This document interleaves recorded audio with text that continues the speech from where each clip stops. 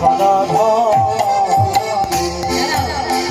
একটু যা মহাপ্রভু যাবে তবে যাচ্ছে তো সাজানো হয়ে গেছে এবার ওই না সকল পাটির জোর পড়েছে ওই না ধারের জোর পড়েছে গো সকল পাটির জোর পড়েছে ওই না সকল পাটির জোর পড়েছে ওদেরকে না এইদিকে মুখ করা ঠিক আছে